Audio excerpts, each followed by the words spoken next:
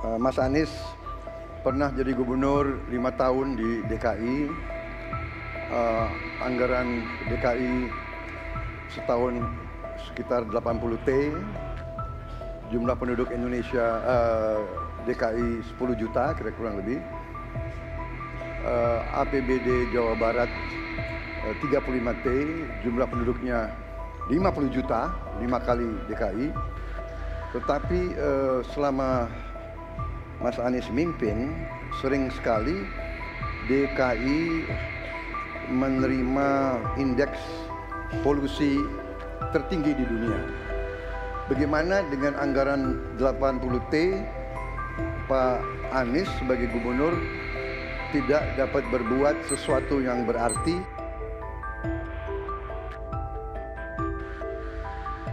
Saya mengklarifikasi tadi data yang meleset, maaf Pak Prabowo, angkanya terlalu kecil. Bukan 320 hektar, tapi 340.000 hektar. Saya klarifikasi. Kemudian itu pun salah. Melanjutkan. Itu pun salah. Atas apa yang perlu saya sampaikan. Mas Anies, Pak Prabowo, jangan Pak Prabowo, Pak Prabowo, mohon maaf, ini mohon nanti tenang ada dulu kesempatannya, hadirin. baik. Mohon tenang. Harap tenang. Mohon tenang. Pak Anies juga terlalu teoritis.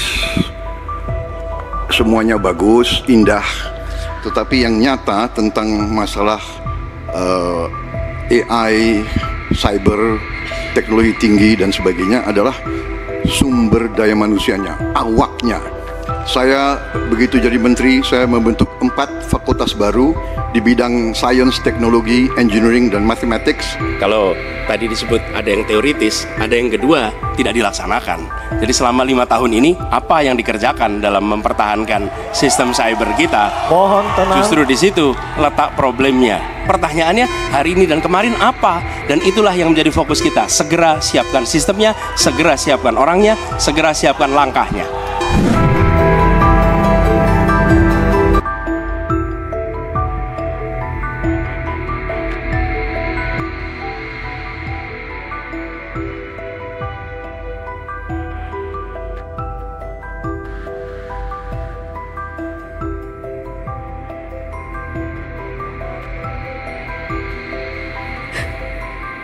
Kayak bapak gue yang diserang, gue yang sakit hati, ya Allah.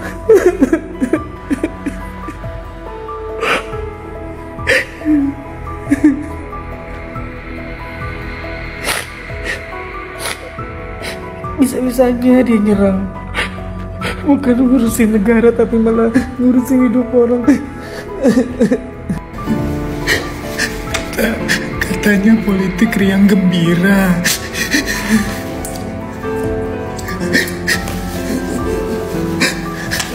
Baru di debat pakai data, udah flame victim.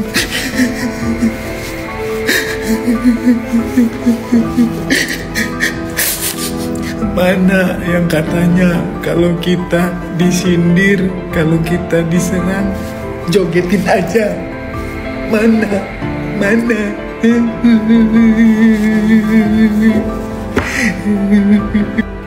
Ya baru saja mau nyuci mobil, lihat media sosial banyak sekali pendukung 02 yang nangis Bombay.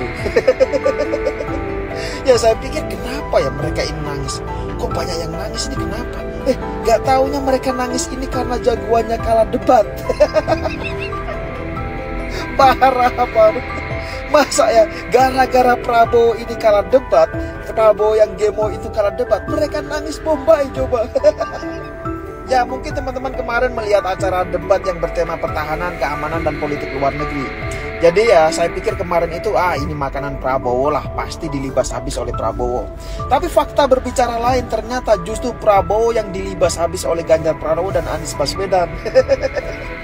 Nah setelah diserang habis-habisan oleh Ganjar dan Anies Baswedan, inilah yang terjadi saat ini. Para pendukungnya nangis-nangis Bombay coba. Ya memang lucu sekali mereka ini, para buzzer-buzzer 02 ini. Bahkan bukan hanya buzzer loh, mereka yang kalangan elit, bahkan ada juga yang dari menteri. Itu juga mengupload video video kesedihan seakan-akan terdolimi, yang menampakkan wajah Prabowo itu kayak ya melas gitulah, nyari simpati publik seperti itu. Ya tapi balik lagi, ini kan debat, bukan sesi curhat, tahu nggak? Nah yang menjadi pertanyaan adalah, mengapa sih mereka ini harus nangis-nangis Bombay seperti itu? Apakah mereka ini tidak tahu bahwa yang ditangisi itu siapa? Prabowo ini siapa? Dia ini kan punya lahan ratusan hektar, seperti yang pernah disampaikan oleh Presiden Jokowi di sesi debat 2019 dan 2014 lalu. Kemudian Prabowo ini hartanya berapa? Triliunan. Dalam LHKPN itu tercatat 2 triliun lebih harta Prabowo Subianto. Nah jadi yang ingin saya tanyakan adalah, apakah mereka tidak paham dengan semua itu? Jadi buat apa mereka nangis-nangis Bombay seperti itu? Lalu yang ditangisi itu kaya, nyapres sejak 2009, kemudian 2014, 2019, berkali-kali nyapres tapi kalah. Nah siapa sekarang yang ingin ngebet berkuasa? Siapa coba? Nah ketika ingin berkuasa, wajar dong ketika ditanya mengenai kapabilitasnya sebagai calon pemimpin, benar gak? Bukan malah nangis. Ya jadi sudahlah buat para pendukung 02, hentikan main drama yang seperti itu, nangis-nangis Bombay seperti itu, gak ada gunanya sama sekali. Kita ini mau mencari calon pemimpin yang kuat, yang tegas, yang bisa menyelesaikan segala permasalahan yang kompleks di negara ini. Bukan mau mencari pemimpin yang lemah, yang cengeng seperti itu, tidak. Kita ini butuh pemimpin yang kuat kok, yang tegas kok, yang bisa menyelesaikan semua persoalan. Lah kalau mau mencari calon pemimpin yang kalah debat saja nangis-nangis, buat apa coba? Nah jadi gimana? Setuju nggak kalau kita punya calon pemimpin yang tegas, yang kuat, yang paham dan dapat menyelesaikan segala persoalan bangsa dan negara ini? Bukan calon pemimpin yang cengeng, yang tidak paham segala persoalan, ketika ditanya jawabannya ngawur, tidak ada data yang valid, dengan alasan apa? Alasan ini adalah rahasia negara. Nah jadi gimana menurut teman-teman semua? Setuju nggak dengan pendapat saya? Silahkan berikan komentarnya di bawah.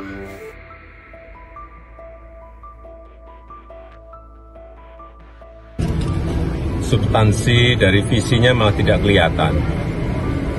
Yang kelihatan justru saling menyerang, yang sebetulnya nggak apa-apa, asal kebijakan, asal policy, asal visi yang diserang, nggak apa-apa. Tapi kalau sudah menyerang personal, pribadi yang tidak ada hubungan dengan konteks debat tadi malam, saling menyerang nggak apa-apa, tapi kebijakan, policy, visinya yang diserang, bukan untuk saling menjatuhkan dengan motif-motif personal. Saya bilang nggak baik dan nggak mengedukasi.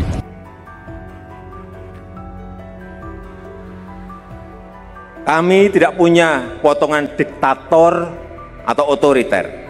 Kami tidak punya rekam jejak melanggar HAM. Kami tidak punya rekam jejak melakukan kekerasan. Baru sekali saya menonton debat. Kenapa harus menyerang personal? Ini pasti banyak banget yang nangis kayak aku. Pak Jokowi kok nyerangnya debatnya kayak gini. Harusnya kan dalam debat adu visi misi aja. Harusnya adu visi misi aja, ya nggak sih? Harusnya dalam debat itu saling muji. Harusnya dalam debat pilpres nggak usah adu data. Anak-anak muda sekarang udah pintar. Harusnya tuh kayak debat kayak kemarin tuh yang Pak Jokowi sama Pak Prabowo tahun 2019. Saya tahu Pak Prabowo memiliki lahan yang sangat luas di Kalimantan Timur. Mohon maaf.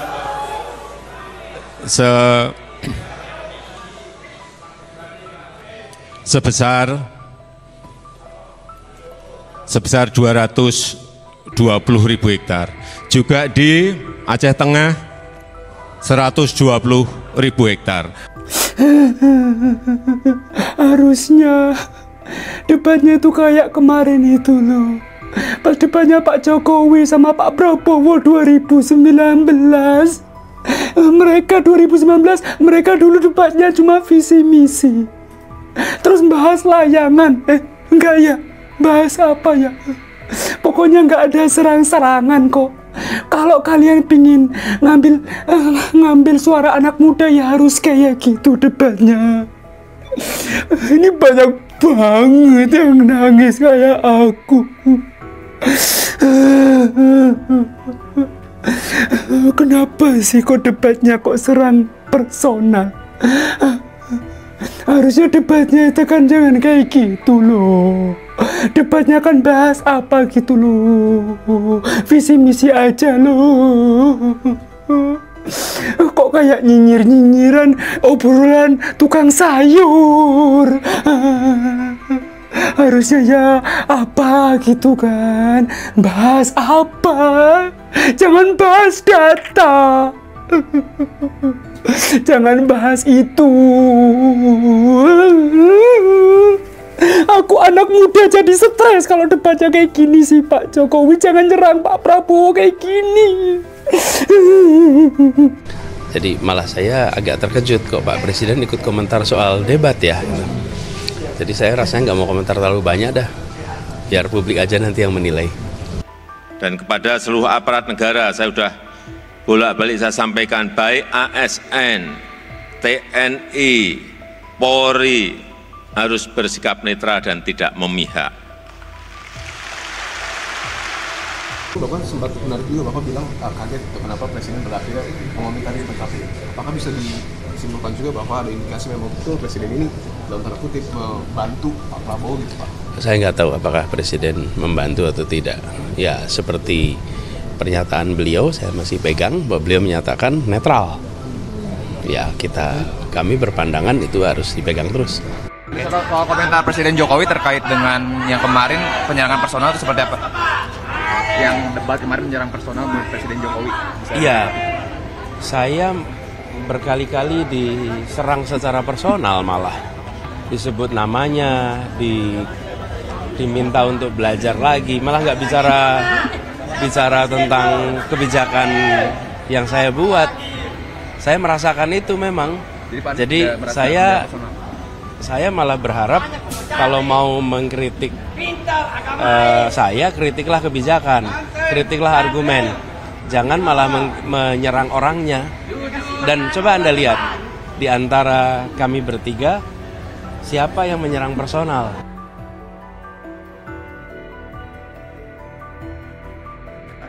Jangan karena ambisi pribadi kita menghasut dan menyesatkan rakyat.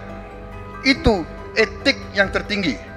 Polisi-polisi yang menjaga kita, kasihan kalau ada calon-calon pemimpin yang kerjanya hanya menghasut saja. Nah, saudara bicara etik-etik, ya kan, saya tuh keberatan karena saya menilai, maaf ya, karena Anda desak saya terus terang aja saya menilai Anda tidak pantas bicara soal etik. Saya merasa bahwa Anda itu posturing, ya, Anda tuh menyesatkan. Itu aja. Ya. Saya menilai Anda tidak berhak bicara soal etik karena Anda memberi contoh yang tidak baik soal etik. Terima kasih. Saya setuju dengan yang disampaikan Pak Jokowi. Dan kalau jangan menyerang personal, sekarang dilihat mana yang menyerangnya personal, mana yang mengkritiknya kebijakan. Saya insya Allah konsentrasi pada kebijakan.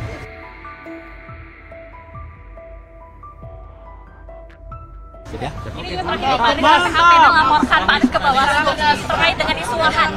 PHPB laporkan Pak Anies ke Bawaslu terkait dengan isu lahan. Oh ya, jadi jumlah lahan yang saya sebutkan di dalam debat kemarin itu mengutip apa yang disampaikan oleh Bapak Jokowi. Jadi datanya kami mengutip Pak Jokowi. Ya. Pembagian yang tadi sudah saya sampaikan hampir 2,6 juta itu adalah memang agar produktif. Dan sekali lagi kita tidak memberikan kepada yang gede-gede. Saya tahu Pak Prabowo memiliki lahan yang sangat luas di Kalimantan Timur. Mohon maaf.